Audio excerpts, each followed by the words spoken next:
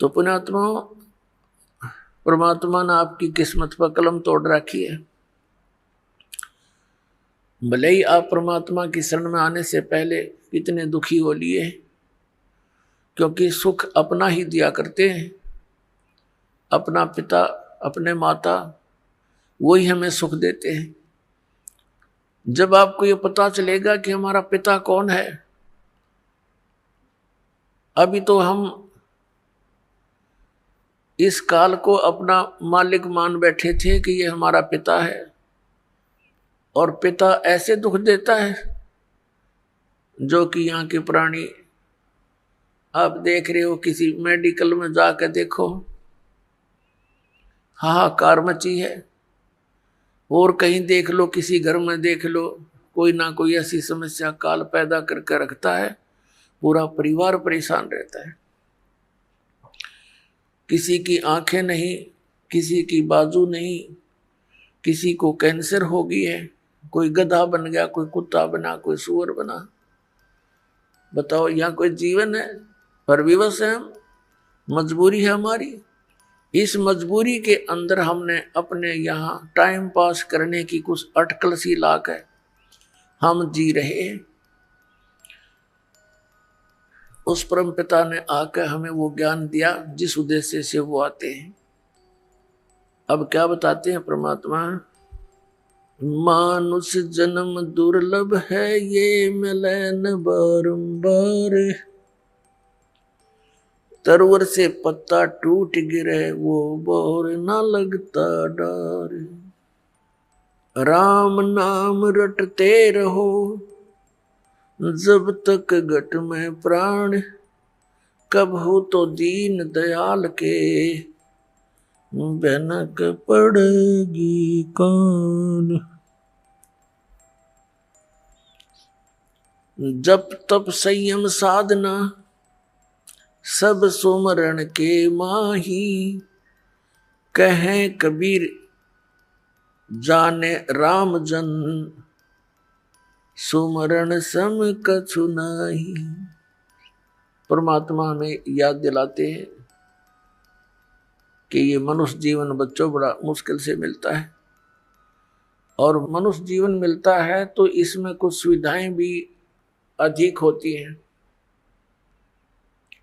इसमें कुछ बुद्धि भी एक्स्ट्रा होती है। हम उस बुद्धि को जहां प्रयोग करना था वहां प्रयोग ना करके हम इस काल के इसी लोक में हम वो आइटम संग्रह करने में लगे रहते हैं जिनको हमने यहां छोड़कर जाना होता है। बुद्धिमान व्यक्ति उन वस्तुओं को विदेश में कभी संग्रह नहीं करता जिनको वो अपने स्वदेश नहीं ले जा सकता। उसका यूज क्या, बेमतलब पैसे खर्च कर वहां दर के आने का। तो ऐसा काम वही कर सकता है जो कति अज्ञानी हो। अपनात्मा हम सबको मालूम है कि हम जो भी कोठी बंगले संपत्ति इसको इकट्ठा करने में आजीवन लगे रहते हैं, ये हमारे साथ नहीं जाती। और जो वस्तु साथ जानी है उसकी तरफ हमारा ध्यान विशेष नहीं। और किसी पुण्यात्मा की पूर्व जन्म की प्रेरणा अत्यधिक है, वो चलता है परमात्मा के पाने के लिए, तो काल ने जगह जगह पर ये काल के दूत संत बैठा रखे हैं। कोई गुफा में बैठा है, कोई गांव के गोरे धूना लाए बैठा है, कोई कहीं खड़ा है, कोई कहीं आश्रम बना करके गुमराह किए हुए हैं। तो काल ने उनका वैसे जीवन यूं नष्ट करवा देना है। तो इस सारी समस्या का समाधान करने के लिए, अपने बच्चों को तत्व ज्ञान देने के लिए वो हमारे परम पिता इस काल के लोक में आते हैं। पुण्यात्माओं, परमेश्वर ने आके बताया है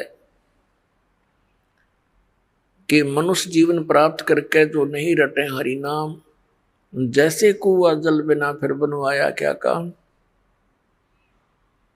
जिस कुएं में जल नहीं, वो कितना ही सुंदर हो, कैसी उसकी बढ़िया कंस्ट्रक्शन कर रखी हो, और जल है नहीं तो उसका नाम कुआ अवश्य है, गुण कूप के नहीं है।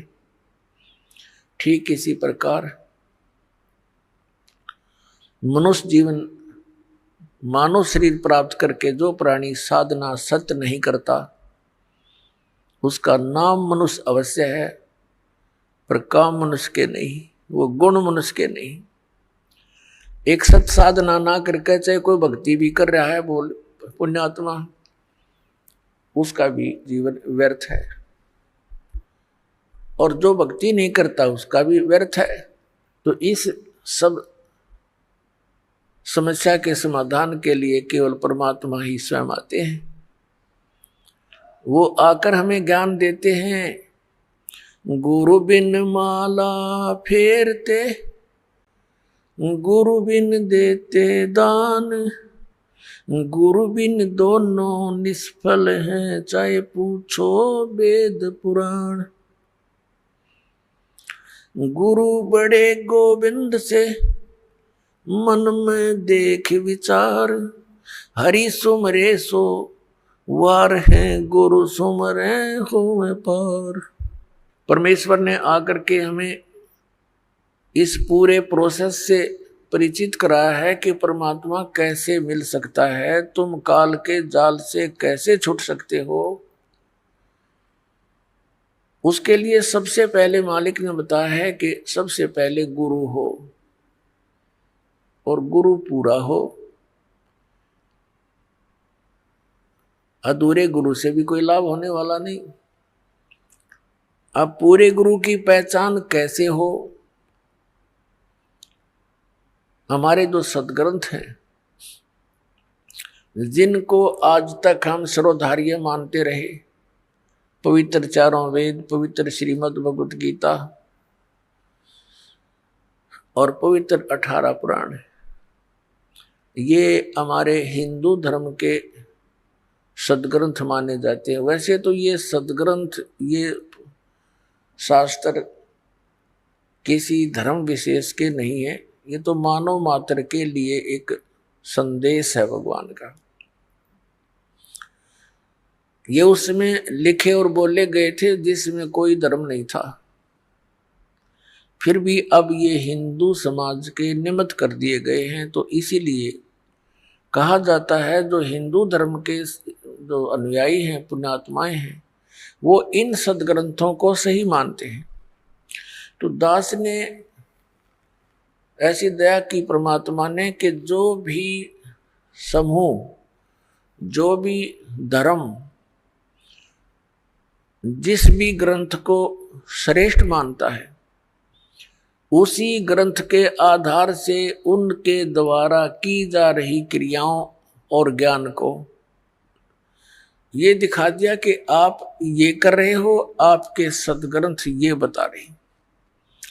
और जो शास्त्रों में वर्णित साधना और ज्ञान नहीं है, वो लोक वेद है, वो मनमाना आचरण है, उससे कोई लाभ नहीं होगा।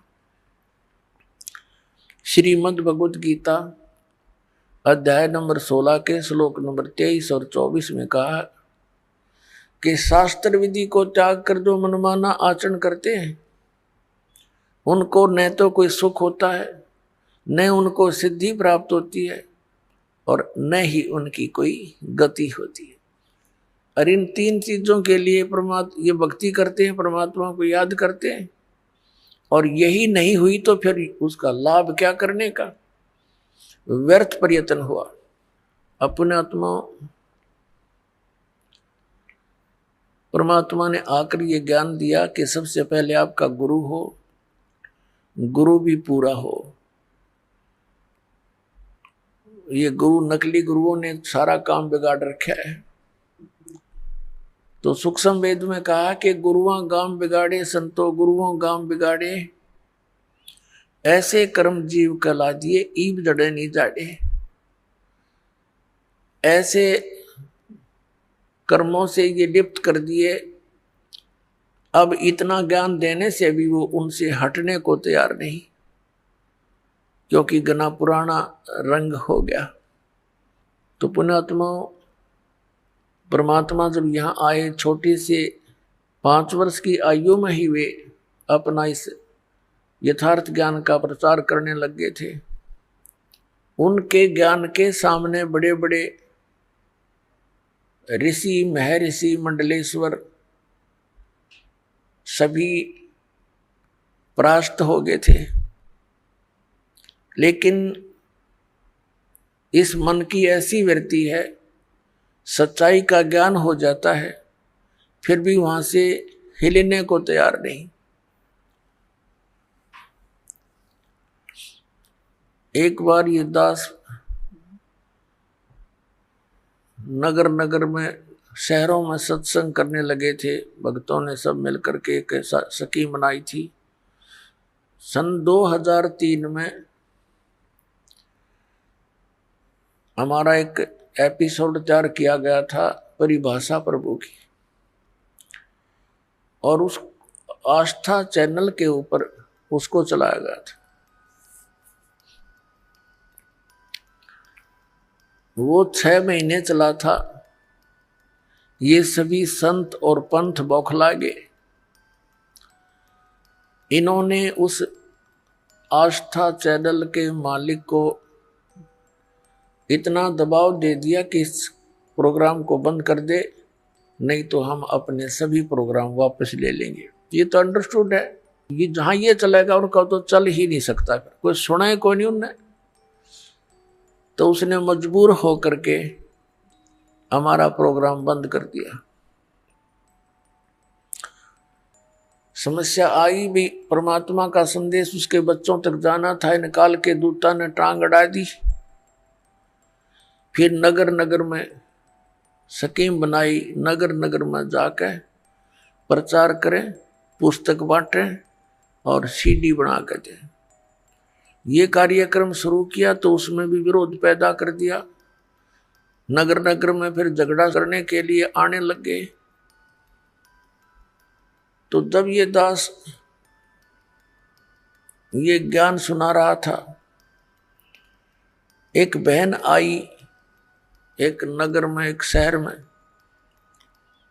और उस शहर में लोकल जो चैनल होते थे, लोकल जो जैसे केबल सिस्टम होता है, उस पर हम 15-20 दिन पहले सीडी चलवा देते थे उसको दे करके, ताकि शहर शहर के लोग ये परिचित हो जाएं कि हम क्या बताना चाहते हैं। तो उस बहन ने बताया कि मैं टीवी देख रही थी, जल्दी जल्दी चैनल बदल रही थी, संतों के सत्संग सुनने का मुझे बहुत शौक था। किसी का भी सत्संग सुनती थी, 5-4 मिनट के बाद सोचती थी दूसरे के वचन सुनती हूं, इसमें आनंद नहीं आया। तो ऐसे करते करते आपका ये प्रोग्राम मैंने देखा। एक बार शुरू हुआ तो 1 घंटे की सीडी थी। वो कहने लगी 1 घंटे तक मैं कभी देखूं, कभी मुझे गुस्सा आवे कि ये ब्रह्मा विष्णु महेश के बारे में क्या बोल रहा है, और जब प्रमाण दिखाए जा, क्योंकि मैं उनको पढ़ा करती थी, मुझे याद भी था और मेरे पास वो रखे भी थे। ऐसे करते करते वो सारा कुछ 15-20 दिन तक कंटिन्यूस वो प्रोग्राम देखा उसने। अब वो कहने लगी जी ये सारा पता लग गया कि जो साधना मैं कर रही हूं ये यूजलेस है, लेकिन इन भगवानों में इतनी आस्था होगी, अब भी इनको त्यागने को दिल नहीं करता। बता, ऐसे रंग गए हम इस रंग में, ये पता लग गया कि इन भक्ति से कोई लाभ नहीं। और आजीवन कर ली, इसलिए उसमें ऐसे रंगे गए। तो आज इस दास के सामने इतनी प्रॉब्लम आई है, लेकिन परमात्मा ने दया करी, अपने बच्चों को शिक्षित कर रखा है। परमात्मा का कोई भी कार्य त्रुटि युक्त नहीं होता। परमेश्वर ने 600 वर्ष पहले अपनी प्यारी आत्मा धर्मदास जी से कह दिया था, क्योंकि धर्मदास बहुत दुखी हुआ। धर्मदास जी हिंदू धर्म में जन्मे थे, वैश्य कुल में जन्म था, बाणिया के घर में, बहुत बड़ा धनी परिवार था उसका। लेकिन भगवान की आस्था करी थी, श्री राम कृष्ण और शंकर भगवान की पूजा करता हुआ मथुरा के अंदर पहुंच गया। मथुरा के अंदर पहुंच गया अपने हिंदू गुरु जी के द्वारा दिए गए मार्गदर्शन आधार पर। उनके रूपदास नाम के गुरुजी थे। रूपदास जी ने उनको ये पढ़ाई पढ़ा रखी थी, रामकृष्ण के का जाप जपया कर, शंकर भगवान की पूजा पैरेलल करया करे।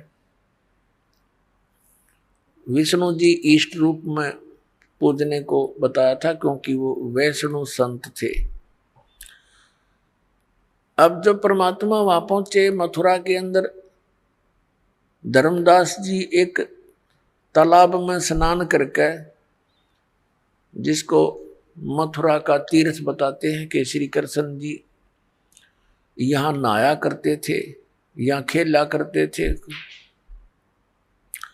उसमें स्नान करके वो बाहर निकला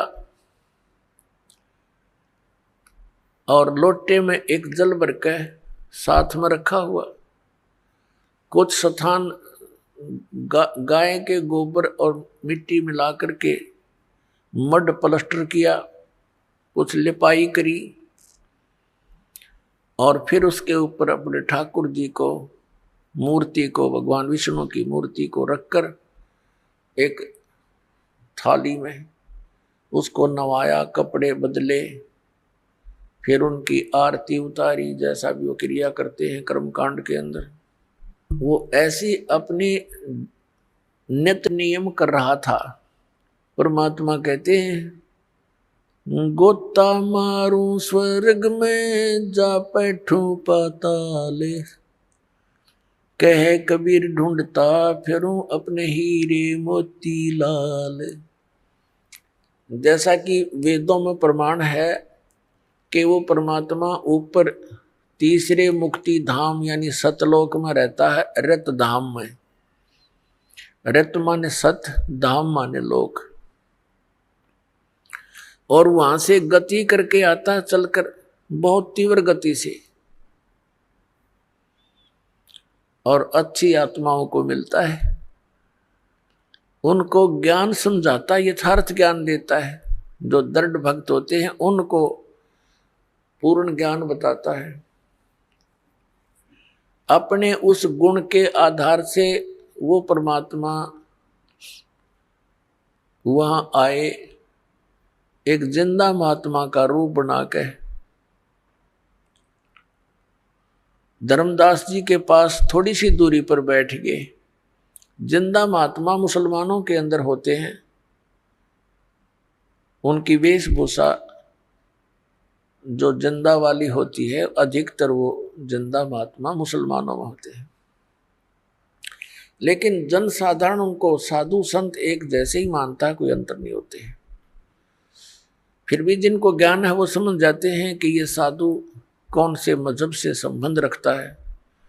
जैसे आप जैनियों को देखोगे, कति नंगे फिर रहे होंगे, या मुंह पर पट्टी बांध रखी होगी और नंगे पैरों घूम रहे होंगे, कपड़ा रख लेते हैं शरीर पर, तो उससे पता लग जाता है कौन से धर्म से संबंधित है ये साधक। अब धर्मदास जी से लगभग 50 फुट की दूरी पर परमात्मा विराजमान हो गए। धर्मदास जी क्रिया कर रहा था और उसके बाद उस प्रतिदिन वो जो गीता जी का पाठ किया करता था, 1 अध्याय का डेली, उसने क्या देखा धर्मदास जी ने कि एक मुसलमान संत और तेरी इस साधना को बड़ी गौर से देख रहा है। तो उसने सोचा ये स्वाभाविक होता है प्रत्येक भक्त आत्मा का, वो बेशक किसी मजहब धर्म से संबंधित है, जो भगत होगा धार्मिक होगा उसमें द्वेष नहीं होता। द्वेष और हमारे अंदर ये झगड़े की व्यवस्था ये नकली गुरु ही कराया करते हैं। तो प्रत्येक की ये लगन होती है, इच्छा होती है कि मेरे वाला ज्ञान सही है और इसको अपने वाला ज्ञान बता दूं, इसका भी कल्याण हो। उद्देश्य यही होता है एक दूसरे को ये कहने का कि आपका भक्ति मार्ग ठीक नहीं है, और कोई शत्रु भाव से थोड़ा ही कहा जाता है। तो धर्मदास जी ने ये सोचा कि भाई ये मुसलमान फकीर और हमारी हिंदू धर्म की भक्ति को बहुत लाइक कर रहा है, बड़ा पसंद किए हुए। तो उसने इस दृष्टिकोण से श्रीमद् भगवत गीता अध्याय नंबर 7 का पाठ करने लगा ऊंचे ऊंचे स्वर से, और जैसा भी अनुवाद उसको प्राप्त था अनुवाद भी साथ कर रहा है। जब उसने अपना सारा क्रियाक्रम कर ली तो परमात्मा निकट आकर बैठ गए। जब ये देख लिया कि ये जो धर्मदास है वो तो अंतर्यामी थे, जानते थे इसकी क्या इच्छा है, क्या किस कारण से ये ऐसी ऊंची ऊंचे स्वर में गीता जी का पाठ कर रहा है। वो जान गए थे कि ये कुछ और बताना चाहता है। वैसे तो साधु जो वैष्णव संत होते हैं वो मुसलमान फकीरों को दूर रखते हैं, पहले ऐसी स्थिति थी। तो इस दृष्टिकोण से पहले तो परमात्मा दूर बैठ के कदे यो बिदक जा कि मुसलमान कीता गया मेरे पास में। फिर जब देखा कि ये कुछ बताना चाहता है तो निकट आ गए, उसे थोड़ी सी दूरी पर बैठ गए और इस आव भाव से बैठ गए कि जैसे कुछ जानना चाह रहे हो, लेकिन वो आए थे कुछ जनाने के लिए। फिर धर्मदास जी ने सोचा ये तो बड़ा गौर से सुन रहा है, उसने 8वां अध्याय फिर शुरू कर दिया, वो भी सुना दिया। अब कुछ जब उसने अपनी सारी क्रिया कर ली, जब परमात्मा ने कहा कि हे महात्मा जी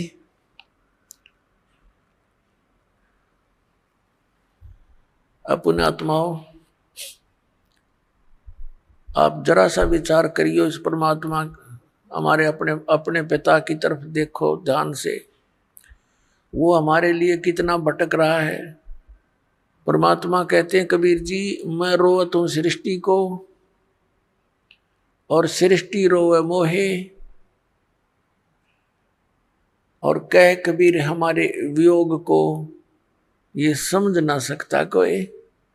मैं तो इन बच्चों को रो रहा हूं कि तुम गलत स्थान पर फंसे हो, यहाँ तुम्हारा कुछ भी नहीं है, तुम्हें मूर्ख बना रखा है ये बेटा या बेटी या कार या कोठी, आजीवन इसमें लगे रहते हो और 1 मिनट में मृत्यु कर देता है, फिर गधा बनाकर छोड़ देता है।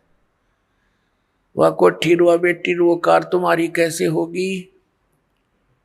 इतना ही काम करो जितना टाइम पास करने के लिए,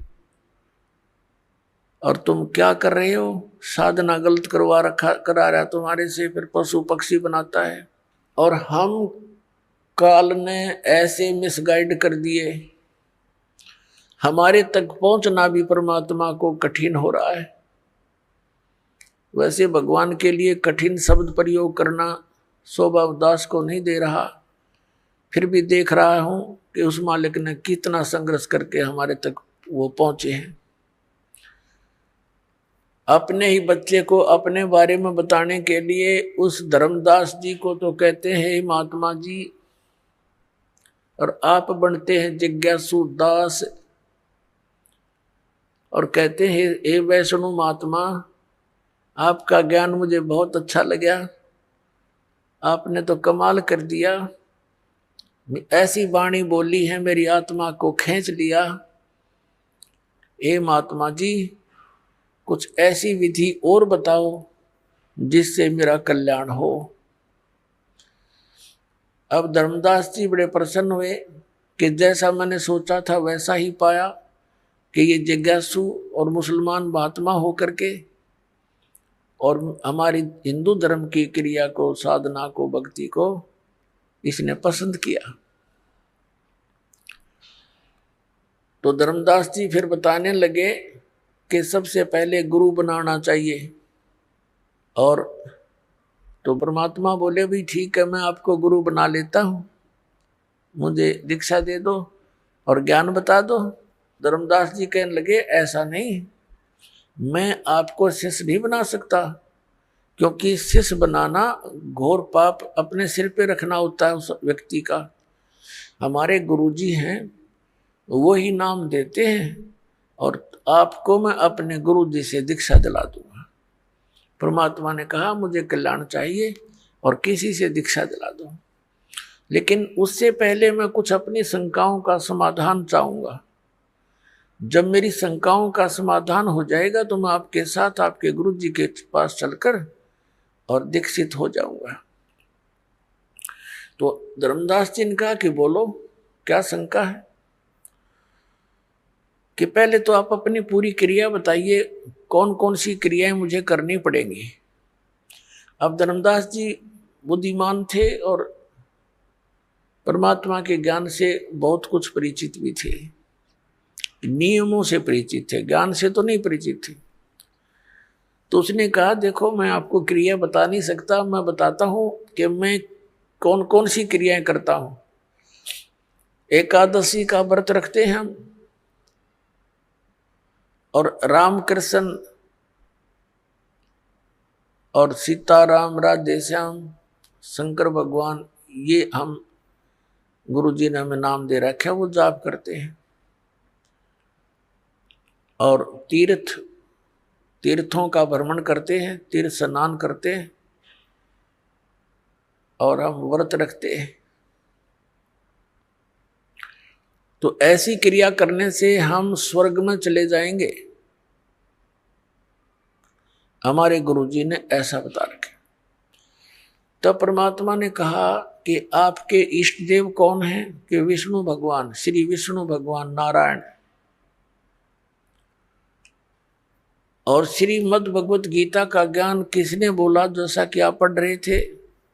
धर्मदास जी ने कहा कि श्री कृष्ण जी ने बोला, जो विष्णु अर्थात भगवान नारायण के अवतार हैं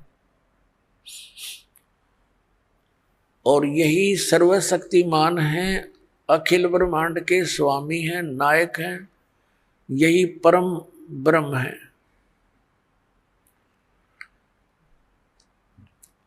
तो परमात्मा ने कहा कि आप अभी गीता पाठ कर रहे थे। गीता के अंदर मैंने और भी कई संतों से सुना है, 18वें अध्याय के 62वें श्लोक में गीता ज्ञानदाता स्वयं कह रहा है कि अर्जुन तू सर्वभाव से उस परमेश्वर की शरण में जा जिसकी कृपा से तू परम शांति को और सनातन परम धाम को प्राप्त होगा। तो वो परमात्मा तो गीता ज्ञानदाता से अन्य हुआ धर्मदास जी। अब धर्मदास जी को जैसा भी पाठ पढ़ा रखा था इन नकली गुरुओं, धर्म गुरुओं ने, तो वो कहता नहीं जी, नहीं जी, कृष्ण जी अपने बारे में कह रहे हैं, अपने बारे में कह रहे हैं। परमेश्वर ने कहा कि श्री कृष्ण जी विष्णु अवतार हैं। कहा बिल्कुल वही विष्णु जी ही श्री कृष्ण रूप में देवकी जी के गर्भ से जन्मे थे। ठीक। और गीता जी का ज्ञान श्री कृष्ण ने दिया। कहा जी। और श्री कृष्ण जी का जन्म होता है जैसे विष्णु जी का जन्म मृत्यु होता है कि नहीं? वो कहने लगे नहीं, ये तो अजरो अमर है, सर्वेश्वर महेश्वर। तो शाश्वत स्थान किसे कहते हैं? धर्मदास जी ने कहा कि शाश्वत का अर्थ है जिसका एंड कभी ना हो, सदा रहने वाला। और आप श्री विष्णु जी को अमर बताते हो। गीता जी का ज्ञान भी श्री विष्णु जी अर्थात श्री कृष्ण जी ने दिया बताते हो, बिल्कुल सत्य है। धर्मदास जी बोले। तो परमात्मा ने कहा गीता अध्याय नंबर 4 के श्लोक नंबर 5 और 9 में, गीता अध्याय नंबर 2 के श्लोक 12 में, गीता अध्याय नंबर 10 के श्लोक 2 में आपका गीता ज्ञानदाता कहता अर्जुन तेरे और मेरे बहुत जन्म हो चुके, तू नहीं जानता मैं जानता। तो ये अविनाशी कैसे हुआ महात्मा जी? अपने आत्माओं जैसा आपने बताया था कि ये पता भी लग जाता है कि सचमुच हम गलत दिशा पकड़े हुए हैं, लेकिन ये पिछला रंग और अहम अभिमान ये काल की मरोड़ी है या जल्दी सी ठीक ना होती है। पर परमात्मा के पास ऐसी हथौड़ी है, इसने इसी ठीक कर देंगे या कदे नहीं गड़बड़ होगी फिर। तो इस प्रकार परमात्मा ने ऐसे तरीके से उसे प्रसन्न किया, वो सुन्न हो गया। तो परमात्मा ने कहा कि आप तो अजर अमर बताते हो, इनकी तो जन्म मृत्यु होती है। अभी आपने 7वें अध्याय के 29वें श्लोक में पढ़ा कि जो व्यक्ति जरा और मरण से छूटने के लिए प्रयत्न करता है वह उस तत्परम से और सारे अध्यात्म से और सब कर्मों से पूर्ण परिचित होता है। अर्जुन ने पूछा 8वें अध्याय के प्रथम मंत्र में कि वो किम तत्परम, कि जिस तत्परम यानी उस परमात्मा की को जानकर प्राणी केवल यहां से जन्म और मृत्यु के रोग से छूटने का ही प्रयत्न करता है, वो किम तत्परम, वो तत्परम कौन है? फिर गीता ज्ञानदाता 8वें अध्याय के 3रे श्लोक में कहता वो परम अक्षर ब्रह्म है। तो ये गीता ज्ञानदाता से तो अन्य हुआ। अब धर्मदास जी बिल्कुल जैसे सांप सूंघ जाया करे ना, ऐसी स्थिति में आ गया, सुन्न हो गया कति। तो गीता ज्ञान दाता से कोई अन्य भगवान है जिसको जानने के बाद फिर संसार की किसी वस्तु की चाह नहीं रहती। फिर परमात्मा ने बताया कि आपने अभी 8वां अध्याय पढ़ा, 8वें अध्याय के 5 और 7 श्लोक में गीता ज्ञानदाता अर्जुन को कह रहा है कि तू मेरी भक्ति कर, मुझे प्राप्त होगा। गीता जी अध्याय नंबर 8 के श्लोक नंबर 8, 9, 10 में तुरंत कहा है कि उस परम अक्षर ब्रह्म की भक्ति करेगा तो उसको प्राप्त होगा। श्रीमद् भगवद गीता अध्याय नंबर 8 के श्लोक नंबर 13 में गीता ज्ञानदाता कहता है मेरा तो एक ओम अक्षर है, ओम इति एकाक्षरम ब्रह्म व्यवहारण मामुन स्मरण ये प्रियाति तजन देहम सयाति परमाम गति। मुझ ब्रह्म का केवल एक मंत्र है, नथिंग एल्स, इसके अतिरिक्त कोई नहीं। और जो अंतिम श्वास तक इसका सेवन करता हुआ शरीर त्याग कर जाता है वो उस परम गति को प्राप्त होता है। ओम से मिलने वाली जो परम गति है उसको प्राप्त होता है। परमात्मा ने कहा ओम से मिलने वाली परम गति कौन सी है? ब्रह्मलोक। गीता अध्याय नंबर 8 के श्लोक नंबर 16 में कहा कि ब्रह्मलोक पर्यंत भी ये सभी पुनरावृत्ति के अंदर हैं, वहां गए हुए प्राणी भी जन्म मृत्यु आते हैं। तो ये बात उस गीता अध्याय नंबर 18 के श्लोक नंबर 62 के विषय में खरी नहीं उतरती कि आप कह रहे हो गीता ज्ञानदाता श्री कृष्ण, लेकिन श्री कृष्ण नहीं है ये। श्री कृष्ण जी के अंदर वो काल बोल रहा है, फिर भी वो बुद्धि आपकी वहां नहीं जा सकती। इसलिए ये मानकर चलो कि आप श्री कृष्ण बोल रहे हैं। तो वो स्थिति कैसे प्राप्त हो सकती है? इस तुम्हारे मंत्र ओम से। ओम से तो ब्रह्मलोक प्राप्त होता है, ब्रह्मलोक में गए हुए प्राणी फिर वापस आते हैं। तो श्रीमद् भगवद गीता अध्याय नंबर 18 के श्लोक नंबर 62 में कहे हुए उस वचन के विपरीत बात होगी। अर्थात आपका भगवान वो गति नहीं करा सकता, वो शाश्वत स्थान प्राप्त नहीं करा सकता शाश्वत माने जैसे गीता जी अध्याय नंबर 15 के श्लोक नंबर 1 से 4 में चौथे में स्पष्ट किया है कि तत्वदर्शी संत से तत्व ज्ञान प्राप्ति के उपरांत परमेश्वर के उस परम पद की खोज करनी चाहिए जहां जाने के बाद साधक कभी लौटकर संसार में नहीं आते, और जिस परमेश्वर ने सब ब्रह्मांडों की रचना की है केवल उसी की भक्ति करो, गीता ज्ञानदाता कह रहा है। और आपके भगवान का ओम नाम के जाप से ब्रह्मलोक प्राप्ति, ब्रह्मलोक में गए हुए प्राणी फिर पुनर्वर्ती में आते हैं, जन्म मृत्यु होता है। 8वें अध्याय के 8, 9, 10 में गीता ज्ञानदाता कहता है उस परम अक्षर ब्रह्म की शरण में जा, उसकी भक्ति करेगा तो उसको प्राप्त होगा। और उस परमात्मा परम अक्षर ब्रह्म के मंत्र का गीता अध्याय नंबर 17 के श्लोक नंबर 23 में कहा कि ओम तत्सदिति निर्देश ब्रह्मण त्रिविद समर्थ, उस सच्चिदानंद घन ब्रह्म का यानी परम अक्षर ब्रह्म के मंत्र को पाने का ओम तत्सत इस 3 मंत्र की मजदूरी है। अपने आत्माओं, ये जो नाम आपको दिए गए हैं, जैसे इस निकाल के दूतों से विशेषकर राधा स्वामी पंथ, जय गुरुदेव पंथ, धन धन सतगुरु सच्चा सौदा पंथ, सिरसा वाले, इन्होंने क्या ज्ञान दे रखा कि हमने केवल परमात्मा, हमने सतपुरुष की भक्ति करनी है। और ये 5 नाम ये काल के जाप कर रहे थे, ओंकार, रंकार, ज्योति निरंजन और सोहम और सतनाम।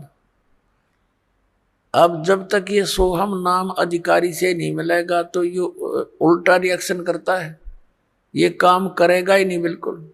और बाकी ये सारे सतनाम कोई जाप नहीं होता, सतनाम सच्चे नाम की तरफ संकेत है जो 2 अक्षर का है। अपनात्मा, ये विशेषकर धन धन सतगुरु सच्चा सौदा सिरसा वालों ने इस बात के डर से कि आम व्यक्ति ये कहने लगा कि नाम तो ये तुम जाप कर रहे हो ज्योति निरंजन काल के, सतलोक कैसे जाएंगे, तो उन्होंने नाम बदल दिए। घर की बहिर काका लखनिया नाम बदल लिए और अकाल मूर्त शब्द स्वरूपी राम सतपुरुष कर गया। अब ये कहीं प्रमाण है इन मंत्रों का किसी महापुरुष ने जाप किया और वो पार हुए हो?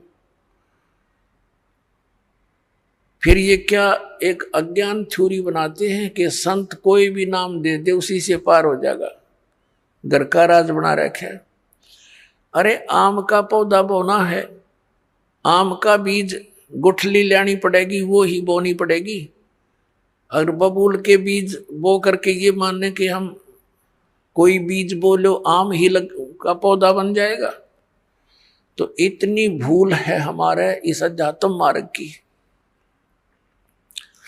अब ये दास जहां पर आपको लाना चाहता था कि जैसे गीता अध्याय नंबर 17 के श्लोक नंबर 23 में कहा ओम तत्सत इति निर्देश है ब्रह्मणे, ब्रह्मणे माने सच्चिदानंद घन ब्रह्म यानी परम अक्षर ब्रह्म। उस परम अक्षर ब्रह्म की प्राप्ति के 3 मंत्र के सिमरण का जाप है, और इसके सिमरण की विधि भी त्रिविध है, 3 प्रकार, 3 विधि 3 प्रकार की है। जिनको तीनों मंत्र प्राप्त हैं उन पुण्यात्माओं को ज्ञान है कि ये तीनों मंत्रों की न्यारी न्यारी भक्ति विधि है। जैसे आपको प्रथम मंत्र दिया जाता है उसमें 7 मंत्र हैं, उस 7 मंत्रों में से फर्स्ट एंड लास्ट ये तो परमात्मा का है, परम अक्षर ब्रह्म का, और बीच में जो मंत्र हैं वो आपको इन जो यहाँ के मुखिया हैं, प्रधान हैं, इन प्रधानों के 5 प्रधानों के हैं। गुरु ग्रंथ साहिब में भी ये 5 प्रधानों की जानकारी है कि ये 5 प्रधान हैं, इनके 5 शब्द हैं, मंत्र हैं, लेकिन वो गुप्त रखे हुए हैं। तो ये मंत्र दिए जाते हैं, ये इनकी पूजा नहीं है। पूजा तो हमने उस परमात्मा की करनी है जो हमें सर्व सुख देगा, जा जाने के बाद फिर कभी संसार में नहीं आएंगे। हमने वो स्थान प्राप्त करना है, वो मालिक प्राप्त करना है। जैसे कल भी उदाहरण दिया था, जैसे हैंड पंप लगाने का उद्देश्य क्या है? हमारा इष्ट है जल। जल प्राप्त करने के लिए हमने हैंड पंप लगाना पड़ेगा। हैंड पंप हमारा पूज्य नहीं है, वो हमारा इष्ट नहीं है। हमारा जो लक्ष्य है वो जल प्राप्त करना है, वो हमारा इष्ट है। तो उसके लिए जो भी हमने यंत्र यूज करने हैं, प्रयोग करने हैं, वो तो एक मजदूरी साधना, एक प्रोसीजर है, प्रोसेस है उस परमात्मा के पाने का, वो हमारे इष्ट नहीं है। तो इसी प्रकार ये जो मंत्र हम जाप करते हैं, कई तो ये कहते हैं बोली आत्मा कि महाराज जी सत्संग में तो कहते हैं परमात्मा कबीर साहब के अतिरिक्त किसकी भक्ति नहीं करनी चाहिए, किसी की पूजा नहीं करनी चाहिए। और इधर आते हैं तो नाम देते हैं शुरुआत में वही पांचों इन्हीं के। तो पुण्यात्मा यहाँ विवेक से काम लेना पड़ेगा, इतना एकदम रिजेक्ट ना करना इस मार्ग को, क्योंकि ये मार्ग आपने कभी सुना न देखा।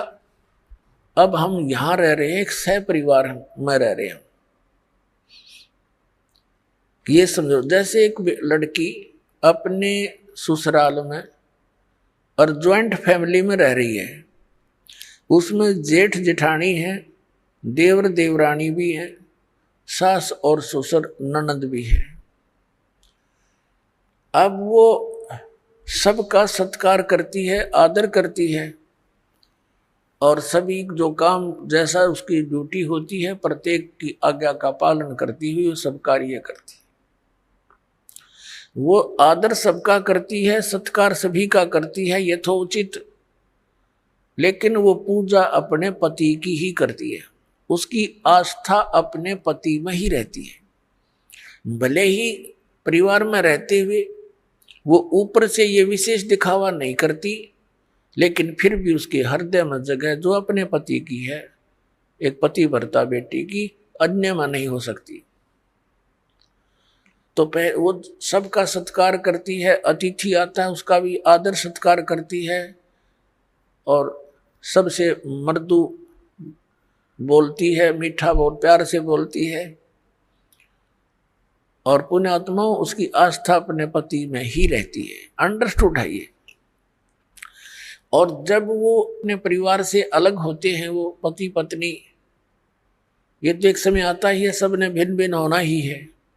तो वो जब अलग होते हैं और उसके हिस्से में जो भी आइटम आए हैं बंटवारे में, तो सारे उठा के अपनी चम्मच भी ना छोड़ दे, छोटी छोटी सी भी जो उसके हिस्से में आई, और सारे उठा के अपने पति वाले घर में रख लेगी, सारा कति सब उठा ले जाएगी।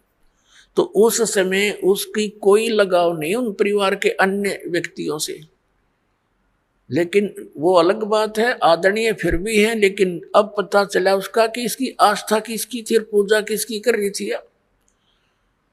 तो पुण्यात्माओं, ऐसे हम यहाँ एक ज्वाइंट फैमिली में रह रहे हैं।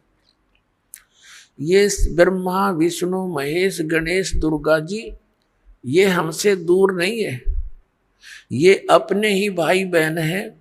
इन्होंने जन्म जन्मांतर में कोई अच्छे पुण्य करके या पोस्ट प्राप्त कर रखी है। अब इनके साथ हमारे मन में द्वेष आना यह मूर्खता की पहचान ही होगी। ये हमारे मित्र हैं, जैसे हम अन्य भी सबसे प्यार से रहते हैं, तो ऐसा ही ये हमारे एक प्रधान है यहाँ के।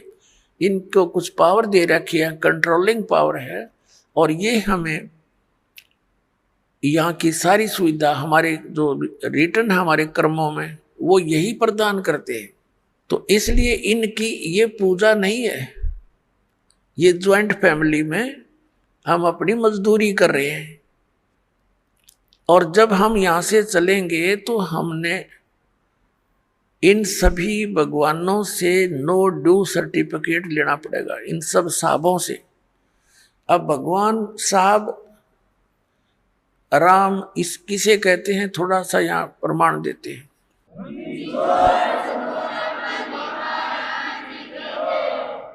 जैसे एक तहसीलदार है, उसको भी साहब कहते हैं, और एसडीएम को भी साहब कहते हैं, और डीसी को भी साहब बोलते हैं, कमिश्नर भी साहब कहलाता है, मंत्री जी को भी साहब कहते हैं, मुख्यमंत्री जी को भी साहब कहते हैं, और प्रधानमंत्री जी को भी साहब कहते हैं, राष्ट्रपति जी को भी साहब कहते हैं। ये सभी साहब से ही जाने जाते हैं। लेकिन इन साहबों की शक्ति में दिन और रात का अंतर होता है। रियल में साहब कौन है? हमारे देश का राष्ट्रपति, वो वास्तव में वो साहब है, यानी सबका मालिक है। तो ऐसे ही ये अन्य जितने भी पद पोस्ट हैं, श्री गणेश जी का, श्री विष्णु जी का, श्री ब्रह्मा जी, श्री शिव जी, दुर्गा जी का, श्री दुर्गा जी देवी का, और ब्रह्म का, ये भी भगवान साहब कहलाते हैं। पर इनकी इस प्रकार इसकी तुलना कर लेना कि ये कितने साहब हैं। श्री ब्रह्मा जी रजोगुण विभाग के मंत्री एक ब्रह्मांड में, श्री विष्णु जी सतोगुण विभाग के मंत्री इस एक ब्रह्मांड में, और 3 लोकों पर इनकी ये सत्ता है। ये विभागीय मंत्री है। और तमोगुण विभाग के भगवान शंकर जी। तो ये तो केवल एक ब्रह्मांड में और 3 लोकों पर मालिक है, वो भी एक विभाग के। और इनका पिता जो है वो 21 ब्रह्मांड के अंदर एज ए चीफ मिनिस्टर काम करता है, ये समझ लो। तो ये ब्रह्म जो है ये केवल 21 ब्रह्मांड का साहब है। गीता जी अध्याय नंबर 15 के श्लोक नंबर 16 और 17 में 3 पुरुष हैं। 3 पुरुष माने प्रभु। एक सरपुरुष तो ये ब्रह्म है, ज्योति निरंजन, जिसके 21 ब्रह्मांड है। और अक्षर पुरुष है जिसके 7 शंख ब्रह्मांड है, जिसको परब्रह्म भी कहते हैं। संतों की वाणी में पार ब्रह्म है। वो पार ब्रह्म जो है वो इस परब्रह्म से अन्य है, वो पार ब्रह्म अलग है। एक तो परब्रह्म, जैसे ब्रह्म से नेक्स्ट पर दूसरा, और एक पार यानी सबसे ऊपर का।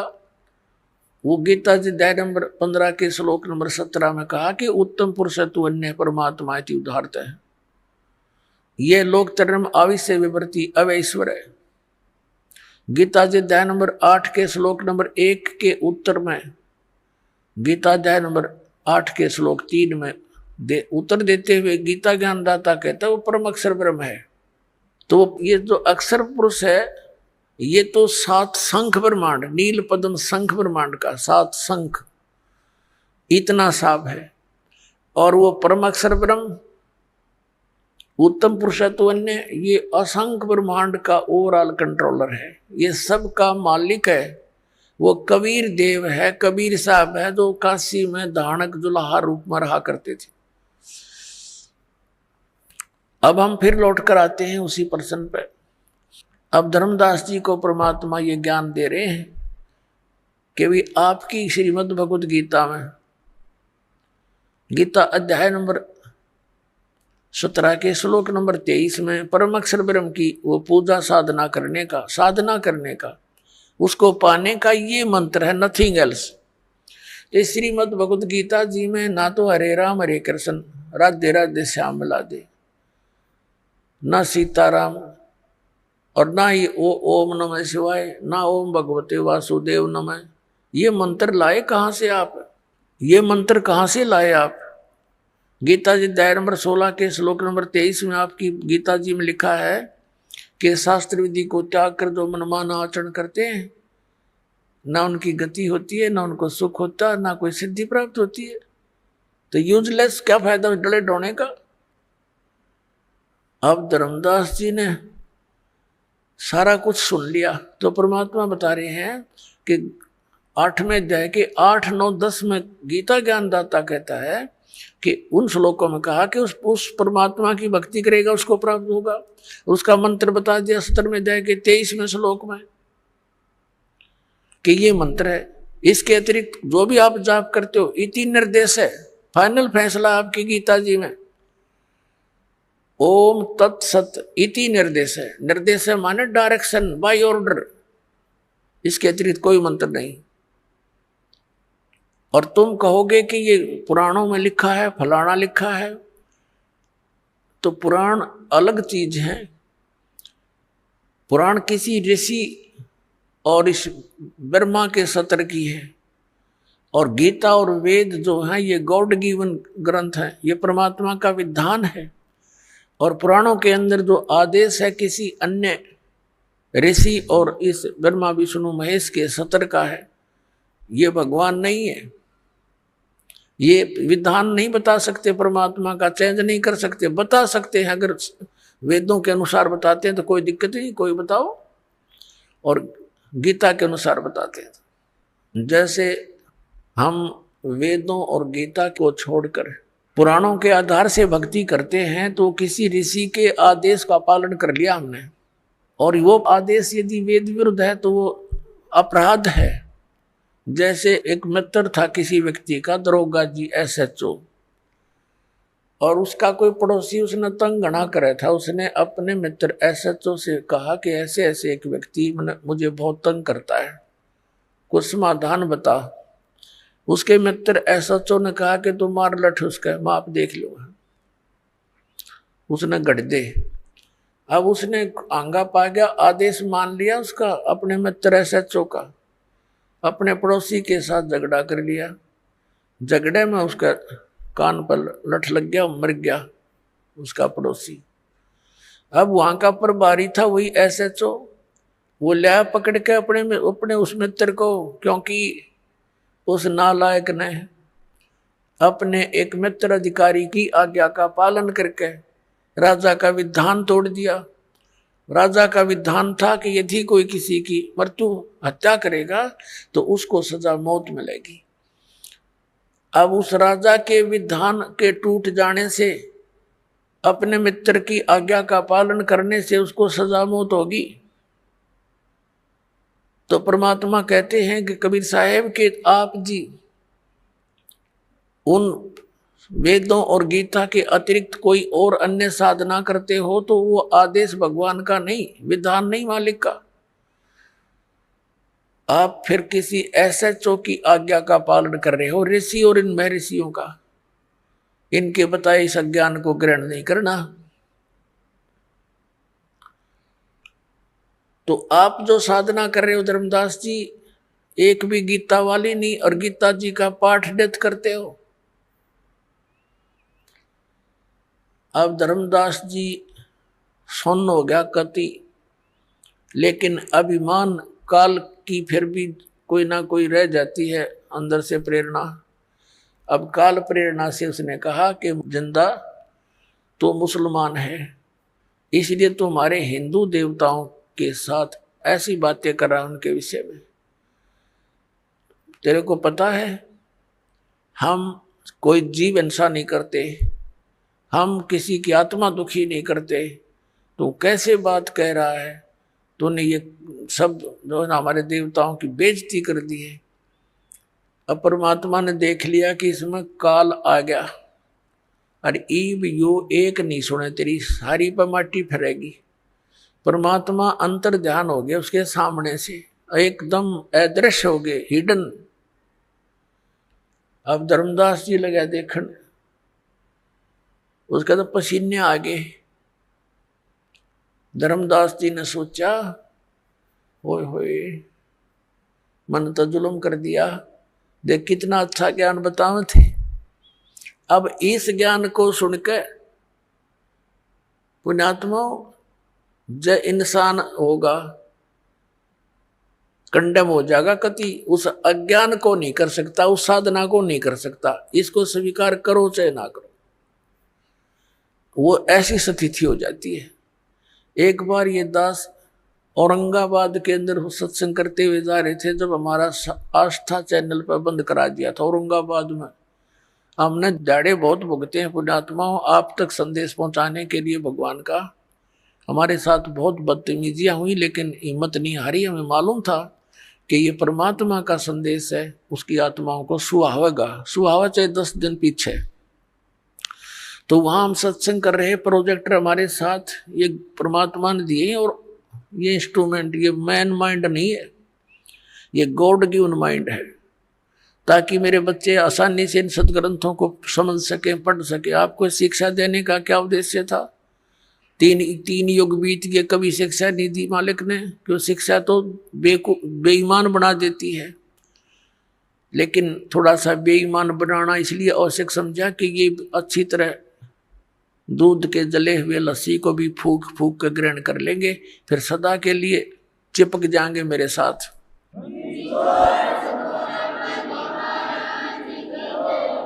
हम वहां प्रोजेक्टर पर ये सारा कुछ दिखा रहे थे। अब वो बुद्धिमान लोग निकट सी थोड़े से भगताया करते, संगत 200 से 400 मुश्किल से आराम से न खूब प्रोजेक्टर पर दिखता था। साथ वो घर जाकर मिलाते। 5 दिन का सत्संग था, पहले दिन सुना, नोट कर लिए सारे फटाफट उन्हें, घर जाकर मिलाए, क्योंकि घर घर रखी है सबके गीता और ये पुराण। वो तो ठगे से रह गए। अगले दिन आए, फिर उन्होंने सोचा नाम ले लें। नाम लेने के लिए जब सोचा तो उनको नियम बताए। वो कहने लगे शराब तो हम जरूर निकाल लेंगे, अस्थि तो हम अवश्य उठाएंगे। कोई बात हुई है? ये नियम तो हम नहीं पुगा सकते। भाई नियम नहीं पुगा सकते तो हम मंत्र नहीं दे सकते। तो उन्होंने उपदेश नहीं लिया, लेकिन उन्होंने एक सत्य कहा कि अब हम कित जोगे नहीं छोड़े। अब वो रामकृष्ण हर की भक्ति कर नहीं सकते, और यह हमने मिली नहीं हमारे साथ बनेगी क्या? तो उनको समझा गया कि अपन दीक्षा लो और भक्ति करो जो करनी है। फिर न बोले फिर देखेंगे, फिर हम आगे वहां से फिर कद देखेंगे। तो पुण्यात्माओं, इस ज्ञान को सुनकर उन्होंने खुद ये कहा कि अब वो भक्ति तो हम कर नहीं सकते, उस योग्य तरह कोई ना इधर के रहे ना उधर के। उनको सिर्फ काल ने तो ये कई गड्ढे खोज रखे हैं, कोई से मतलब फंसेगा यो।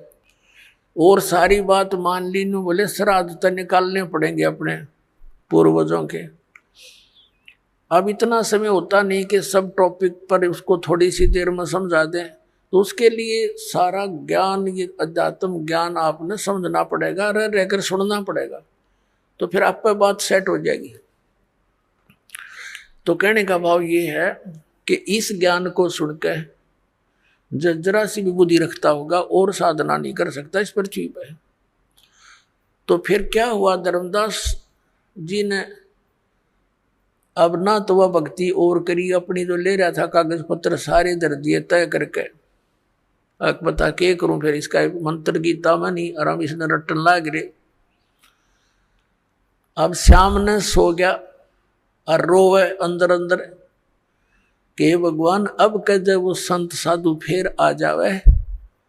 हे दाता, मैं कति बहस नहीं करूं, विवाद नहीं करूंगा, अब क्या करूं, मैं तो ठगया सा रह गया, मेरा तो सब कुछ लुट गया।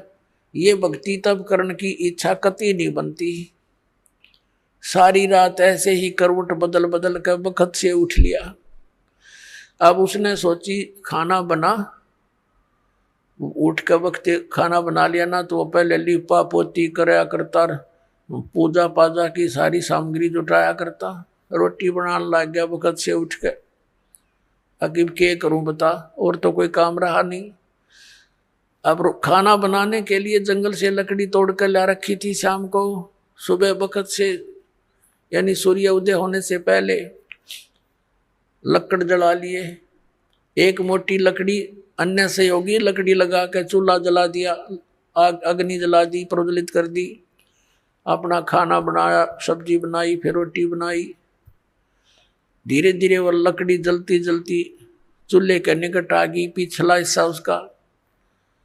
तब तक सूर्य उदय होने वाला हो गया, प्रकाश सा खूब अच्छा हो गया। अब उसकी नजर कहाँ गई, उस मोटी लकड़ी के पिछले हिस्से पे एंड पर वह थोथी थी, अंदर से होलो थी, और उसके अंदर चींटियां थी। चींटियां अपने अंडे ले लेकर बाहर निकल रही थी, और उस लकड़ी के पिछले हिस्से पर कुछ गिल्ली होने के कारण, जलने के कारण एक तरल पदार्थ सा तेल की तरह उबल रहा था। उसके पिछले हिस्से पर एक थोड़ी सी आधी गीली लकड़ी हो थोड़ी बहुत, तो उसका एक ऐसा तरल पदार्थ सा पीछे उबल रहा था, पिछले एंड पर उबलता रहता है।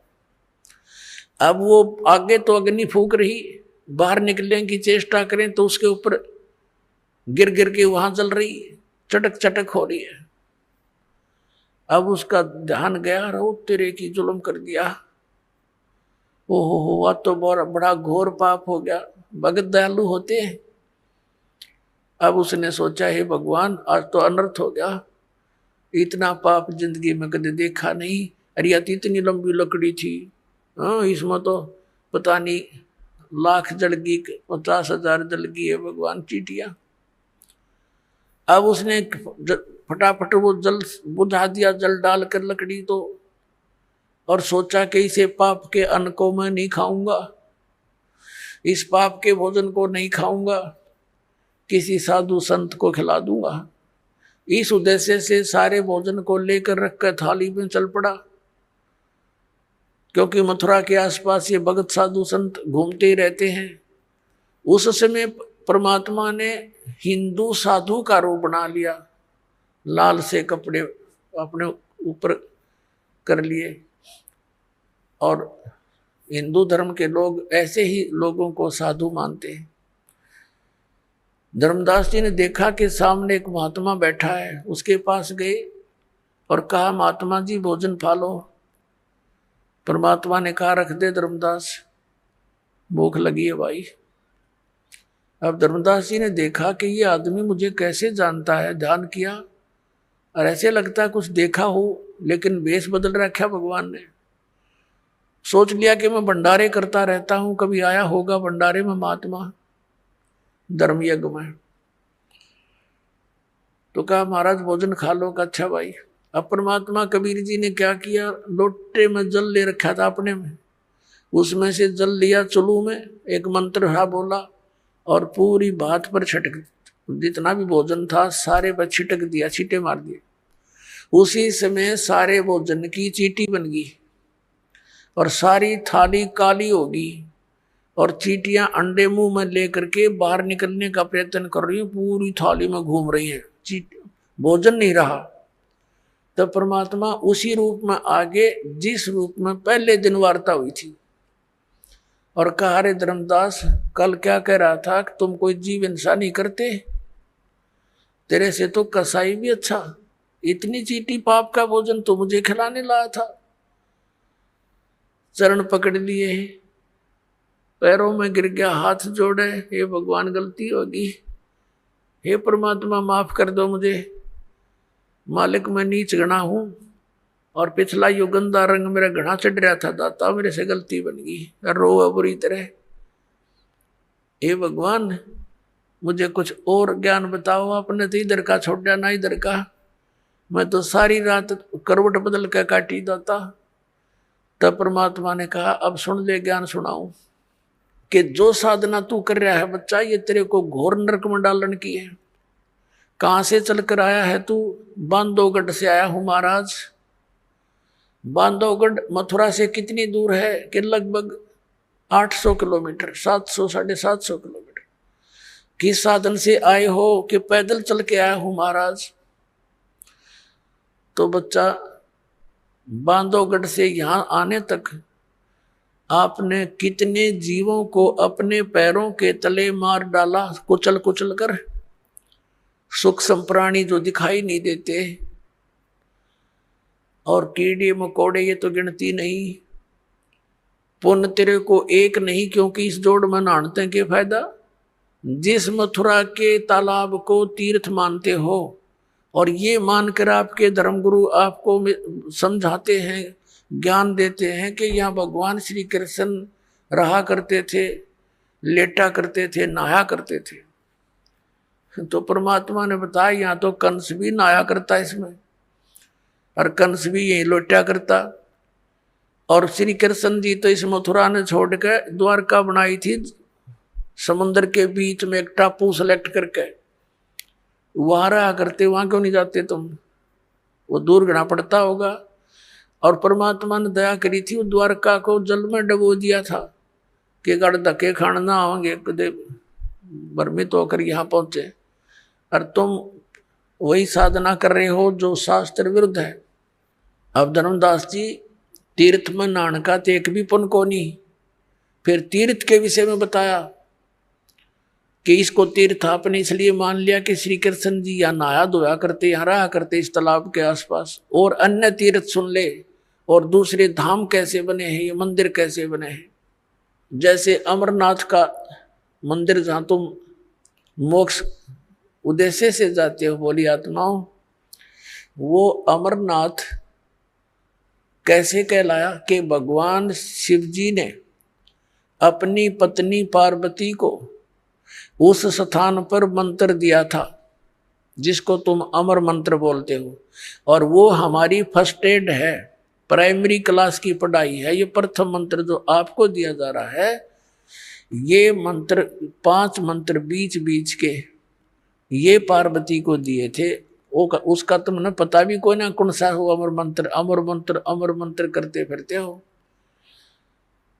और उस स्थान पर भगवान शिव ने पार्वती को नाम दिया था, जिस कारण से उसने सच्ची लगन करके जाप करके और जितना अमरत्व प्राप्त हुआ वो प्राप्त किया। वो कितना है, जब तक वो शिव जी भगवान की मृत्यु नहीं होगी, पार्वती उसके साथ रहेगी, उससे पहले वो 107 बार जन्म और मर ली थी। अपने आत्माओं वहां अब ना शिव जी कोई मंत्र दे दिया आपने और ना कोई और स्थान व्यवस्था, तो वो नाम अमर मंत्र पूरे गुरुत हैं। आपको जहां मिल जा धर्मदास, अगर आपको वो मंत्र कहीं पर भी मिल जाता तो उस प्राणी के लिए, आपके लिए वो स्थान अमर धाम है, वो अमर लोक अमर है, अमर धाम है वो अमरनाथ का स्थान वो है उसके लिए। जैसे ही बाप जी को यहाँ बरवाला आश्रम में मिलता है मंत्रियों, तो आपके लिए तो ये है तीर्थ, ये बरवाला वाला वो तीर्थ है। लेकिन जैसे क्रोथा आश्रम में जिन्होंने मंत्र लिया था तो उनके लिए वो क्रोथा है, वो अमरधाम। लेकिन उस अमरधाम के चाटे वो तो सरकार ने खोज लिया हमारे पे, ये वहां कोई माथा टेकन जा भोला भगत बता के क्या मिलेगा, दास तो बैठा है यहाँ पर, तो आपको इस दास के पास आना पड़ेगा। और उस क्रोधाश्रम में कख नहीं।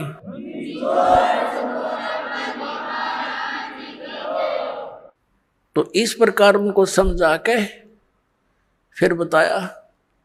धर्मदास जी कहने लगे, महाराज मेरा कति आत्मा गंदे रंग में रंगी हुई थी अज्ञान से, आपने बड़ी दया कर दी, मेरी आंख खोल दी। फिर परमात्मा ने सृष्टि रचना सुनानी शुरू की। अब काल फिर भी अंदर घुसा रहता है। धर्मदास जी ने कहा, महाराज जी एक बात करूं, अकर भाई प्रश्न करूं, एक करो। आप कहते हो कि राम और कृष्ण यानी विष्णु जी कुछ नहीं कर सकते। ये भगवान एक बार मोर ध्वज राजा का पुत्र ताम्रध्वज आरे से चरवा के श्री कृष्ण जी ने और जीवित कर दिया था भगवान ने। बता हम कैसे माने उनमें शक्ति नहीं है। परमात्मा ने कहा, मैंने ये नहीं कहा कि इनमें शक्ति नहीं है, पर ये आपको मोक्ष नहीं दे सकते, आपके प्रारब्ध के कर्मों का नाश नहीं कर सकते, आपके आने वाले जो कर्म में कष्ट लिखे हैं, मृत्यु है, उसको टाल नहीं सकते। ये परमात्मा ने कहा कि जैसे मोर ध्वज राजा के पुत्र ताम्र ध्वज को तो श्री कृष्ण जी ने आरे से चिरवा के मृत्यु होने के बाद उसको जीवित कर दिया, शरीर भी सेट कर दिया, जोड़ दिया ज्यों का त्यों। इतनी पावर तो है इनमें। लेकिन इनका सगा भांजा अभिमन्यु प्रथम दिन युद्ध में मारा गया था, चक्रव्यूह में। सुभद्रा श्री कृष्ण जी की बहन थी, अर्जुन के ब्याही थी, और प्रथम दिन ही अभिमन्यु मर गया था। श्री कृष्ण रोए, सुभद्रा रोए, 500 पांडव रो, उनका कुल नाश हो रहा था। तब तेरे श्री कृष्ण जी ने जीवित क्यों ना करा वो अभिमन्यु। अब धर्मदास फिर सुन्न हो गया, हे भगवान ये कारण क्या था, हमने तो ये बात कभी ध्यान में ना आई मारा। तो परमात्मा ने कहा बेटा अभिमन्यु की आयु इतनी ही थी, प्रारब्ध इतना ही था, और उस ताम्रध्वज की आयु शेष थी। वो तो बीच में जाकर वो पंगा लिया था तेरे कृष्ण जी ने, और वो जीवित कर दिया। वो तो जीवित था ही, उसकी तो आयु शेष थी, और इसको जीवित नहीं कर सका क्योंकि उसका आयु शेष नहीं थी। इसलिए ये आपके प्रारब्ध में आपके कर्म के कष्ट को अवॉइड नहीं कर सकते, खत्म नहीं कर सकते। अब कहने का भाव ये है कि परमात्मा ने फिर सृष्टि रचना सुनाई है। धर्मदास जी फिर थोड़ा सा कच्चा बोल गया, कहने लगे महाराज जी जैसे सुदामा जी का थोड़े से चावल खा के और एक महल बना दिया था सुंदर, परमात्मा कहने लगे भाई तेरी बुद्धि तो कति गड्ढे में पड़ी है बेटा। अरे के कला तोड़ दिया, एक महल बना दिया था, एक मंत्री बनवा दिया अपने मित्र का, इतना महल था, यहाँ के मंत्री राजा लोग बना दे। इस तो मोक्ष हो गया उसका सुदामा का। ना मोक्ष श्री कृष्ण का, जन्म मृत्यु कृष्ण की मिटे, श्री कृष्ण की मिटे, नहीं ना सुदामा की उसके पुजारी की। तो पुण्यात्मा धर्मदास जी कुछ कहने लगे महाराज जी आप तो हमारे देवताओं के पीछे पड़ लिए। परमात्मा बोला भाई बाढ़ में जा। मैं उसी टाइम अंतर ध्यान हो गए परमात्मा, और वो लगा रोन बुरी तरह, अरे भगवान गलती होगी, हमारे साथ ऐसी बनी हुई है, काल ने इतने रंग दिए, हम कति खराब कर दिए अंदर से। अब रो रहा है, देख रहा है ऊपर और नीचे, ये भगवान कहाँ गए। अब उसके बाद बरसाने में जाते हैं, ये मथुरा से फिर बरसाने में जाते हैं। बरसाने में ना जानते का मथुरा गया हुआ यात्रा पूरी नहीं। बरसाने में किस लिए जाते हैं कि राधा बरसाने की लड़की थी और श्री कृष्ण से मिलने आया करती थी। तो उस समय के लोग तो उसको गुंडी बुंडी कहा करते कि गैर पुरुष से मिलने जाती है, या पूरा गांव विरोध करा करता, लेकिन वो नहीं मानी फिर भी। तो अब उस वहां जाके क्या कहते हैं, राधे राधे श्याम मिला दे, राधे राधे श्याम मिला दे। देख किसे डले डुआ रखे, वहां ना राधे और ना श्याम, उड़ा टेलीफोन मिलाओ जाके। अब ये अकल मार रखी हमारी। अपने आत्मा धर्मदास जी वापस चल पड़ा अपने घर को कि ईब तो वो महाराज जी कति नहीं मिल रहे, बिल्कुल नहीं मिले। मैंने तो नालायक आदमी हो, देख कैसे गलती कर दी और दूसरी बार कर दी। घर की तरफ चल पड़ा रोता हुआ। अब परमात्मा गरीबदास साहिब जी ने अपनी वाणी में कहा है, तावा रोवत धर्मनि नागर, कहाँ गए मेरे सुख के सागर। कल्प करे और मन में रोवे, दसों दिशा को वो मग जो है। दसों दिशा को ऊपर न देखे, कदे ऊपर न उड़ गए हो, साइड में हो, इधर हो, पीछे हो, कदे नीचे खड़े हो कहीं। कहते हैं कल्प करे और मन में रोवे, दसों दिशा को वो मग जो है। अधिक वियोग हुआ हमसे ती, जैसे निर्धन की लुट जा खेती। बेग मिलो कर हूं अपघाता, मैं ना जीऊं सुनो विधाता। अब रो रहा है क्योंकि मालिक जल्दी दर्शन दे दो, हे विधाता अब मैं जीऊं नहीं गा आपके वियोग में। ऐसा ज्ञान अचंभ सुनाया, ओए होए, ऐसा अचंभित करने वाला ज्ञान आपने मुझे सुनाया।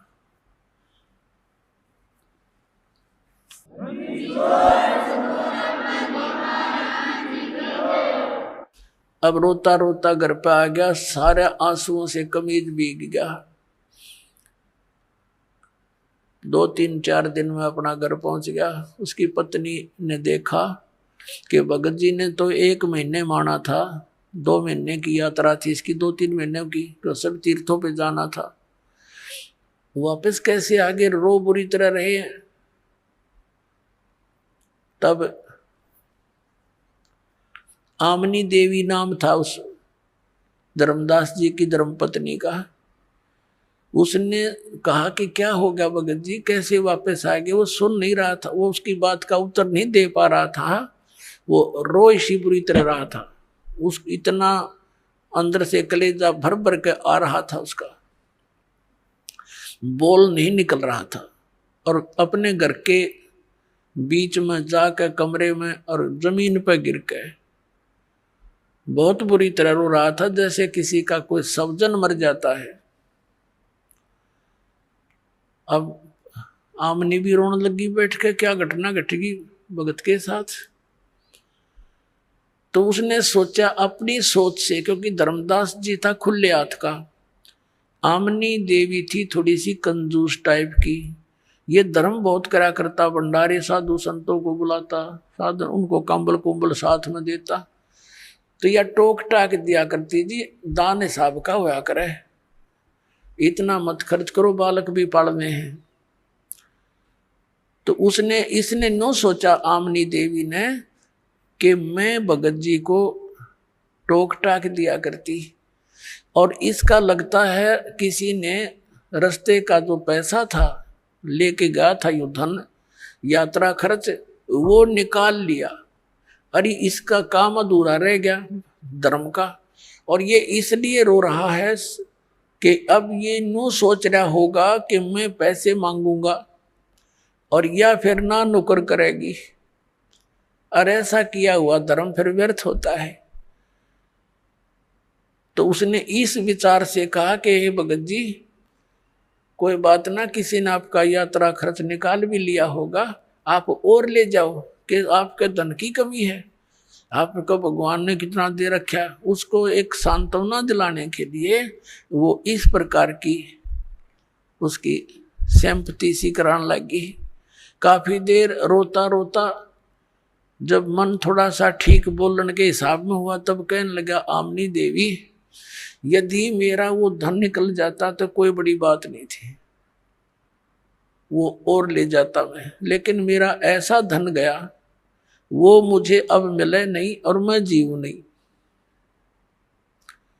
तो वो कहने लगी, ऐसा कौन सा धन था। तो उसने रोते रोते सारी कथा सुना दी जो मालिक ने सुनाई थी। आमनी इस बात में बहुत तेज माइंड की समझदार बेटी बहन थी।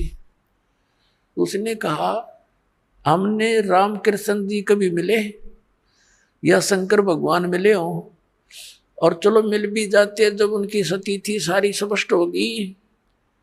आप तो बिजनेसमैन थे, ये सौदा चूक कैसे गए।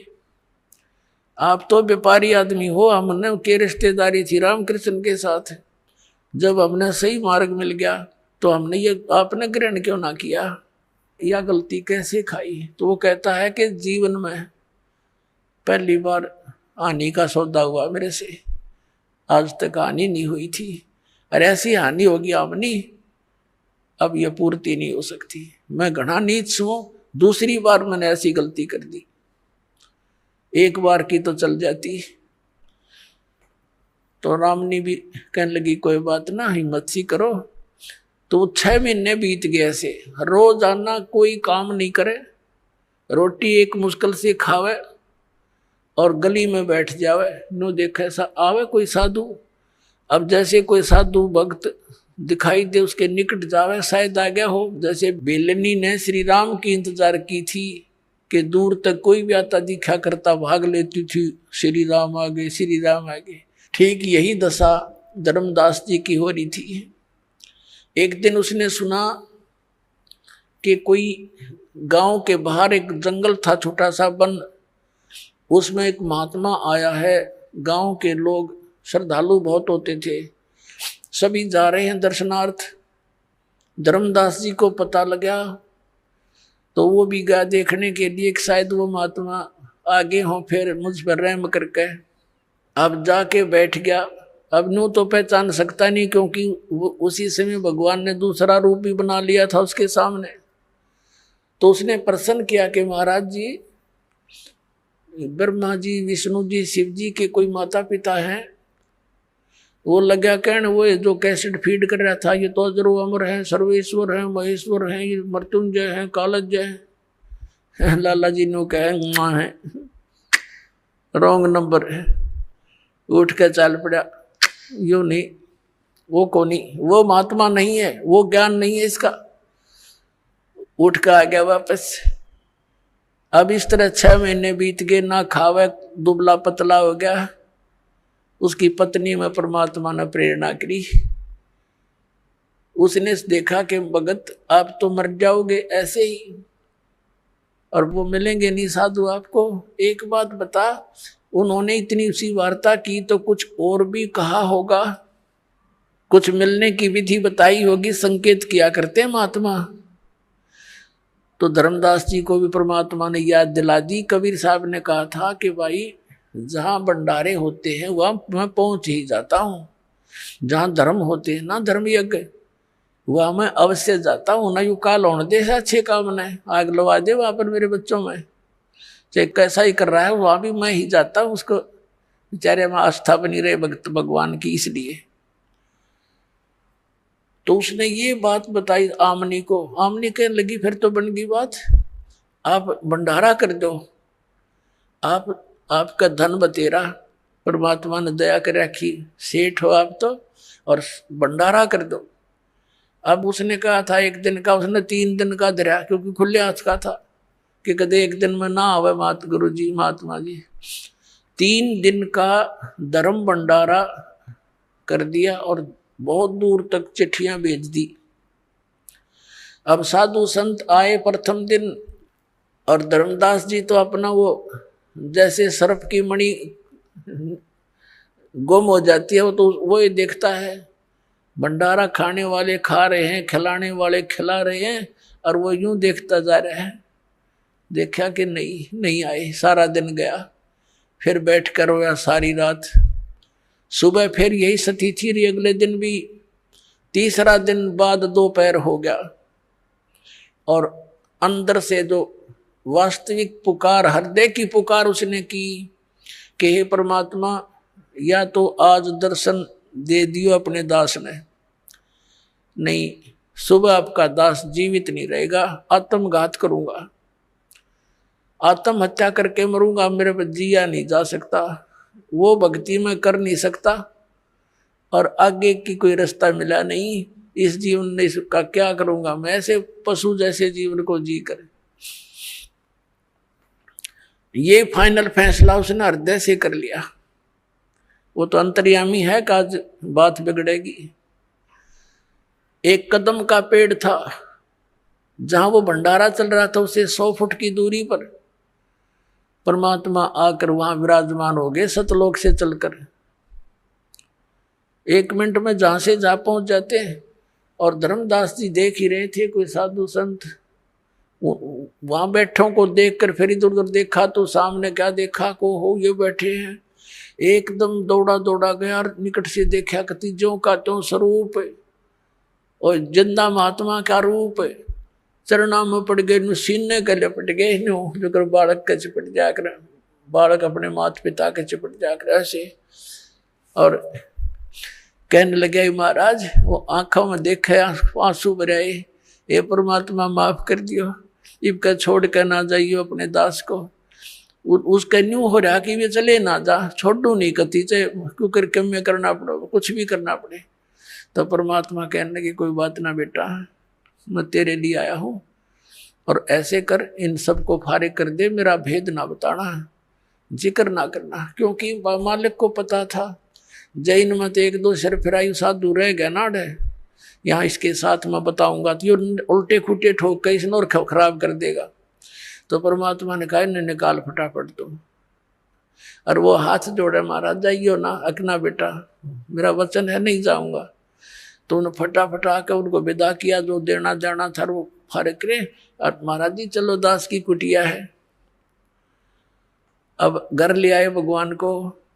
आमनी देवी ने कहने लगा कि आजा आजा मेरा पा गया धन। एक मुड्ढा सा बैठना दे दिया, भगवान बैठ गए कबीर साहब। पति पत्नी दोनों एक एक पैर पकड़ के और मालिक के चरणों में बैठ गए। आमनी देवी ने कहा, महाराज जी आपका भगत तो बहुत नरमात्मा का है, इतनी कड़ी परीक्षा नहीं लेनी चाहिए थी। ये तो रो रो का मर जाता, मैं थोड़ा सा हिम्मत देती रहती इसको।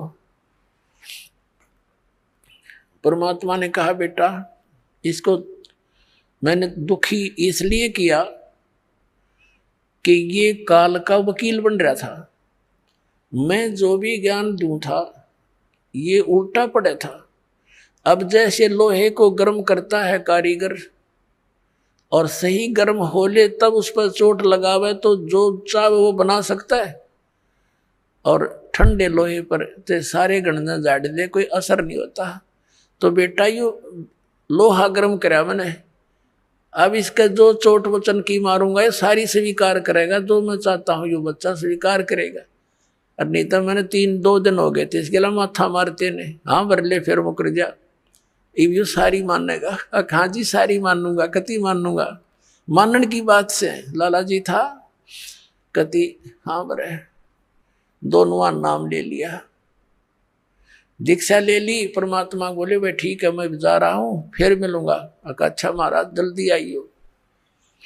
अब क्या किया परमात्मा ने, उसने मन में सोची, सारी कथा सुन रखी थी कि किसी प्रकार वो लोग दिखाई दे। परमात्मा अपना गवाह बनाना चाहते थे। उस आत्मा को निकाला सूक्ष्म रूप में आकर और सतलोक में लेकर गए। पीछे से धर्मदास जी बेहोश हो गए। 3 दिन और 3 रात तक अचेत पड़े रहे, मरे नहीं। दिल धड़कता रहा, श्वास चलती रही, लेकिन अचेत थे। रिश्तेदार इकट्ठे हो गए, आसपास का गांव जितने भी थे सब, बहुत घने लोग, क्योंकि सेठ था।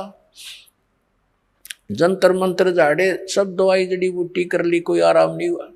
और परमात्मा निकाल कर ले गए सतलोक में। सारी सती थी दिखाई, जैसे परमात्मा ने अन्य आत्माओं को दिखाया था।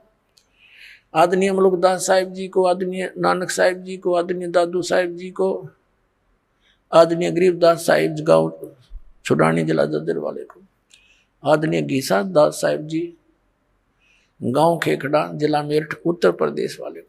ये तो दास के नोटिस में है, बाकी और तो बहुत बड़े पुण्यात्माओं को साथ ले गए होंगे। तो ऐसे धर्मदास जी को भी सब दिखा दुखू कर वापस छोड़ा 3रे दिन। और धर्मदास जी जब उठे सचेत हुए, महाराज जी कहाँ हैं, महाराज जी कहाँ गए, कहाँ गए, अरे कहाँ गए। अब घरवाले ने सोचे चलो ये भगवान जीता गया, यूं जीवित तो हो गया। और परमात्मा ने कहा था मैं काशी के अंदर भाई जुलाहे का काम करूँ और सतनाम दूंगा, वहां आ जाइए। अब फिर वो कहाँ रुका था, सीधा चोट पहुंचा वहां पर काशी में। वहां देखा भगवान के चरणों में गिर गए और फिर सारी वार्ता हुई। अब पुण्यात्माओं दास ने क्या बताना चाहा था शुरुआत में कि आप जी जो है कितने पुण्यकर्मी प्राणी हो। परमात्मा ने उस समय कहा था, धर्मदास ने जब देख लिया आंखों सारा और कहा भगवान आपको देख लिया, सारी स्थिति का पता लग गया, ब्रह्मा विष्णु महेश से मेरी वार्ता आपने करवा दी। ये अपने आप के हमारा नाश जन्म मृत्यु होता है। तो इसका मतलब मालिक ये वेद और जितनी भी कुरान पुराण सारी झूठी है। तब परमात्मा ने कहा बेटा ये वेद और किताब झूठे नहीं भाई, झूठे हैं ये समझे ना, इनमें सारा कुछ लिखा है मेरे बारे में और सच्चाई जो है इसमें सारा कुछ है। ब्रह्मा विष्णु महेश की जन्म मृत्यु होती है, इनके माता पिता हैं, इन पुराणों में सारा लिखा है। लेकिन बेटा अभी इसको डिस्क्लोज ना करना। और फिर जब कलयुग 5500 वर्ष बीत जाएगा तब मैं इस अपने बच्चों को अपनी महिमा से परिचित कराऊंगा।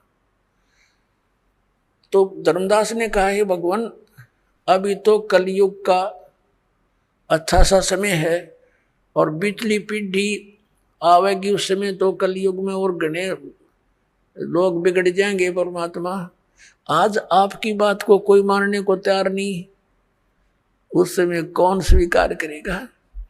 तो परमात्मा ने कहा उस समय मैं सबको शिक्षित करूंगा।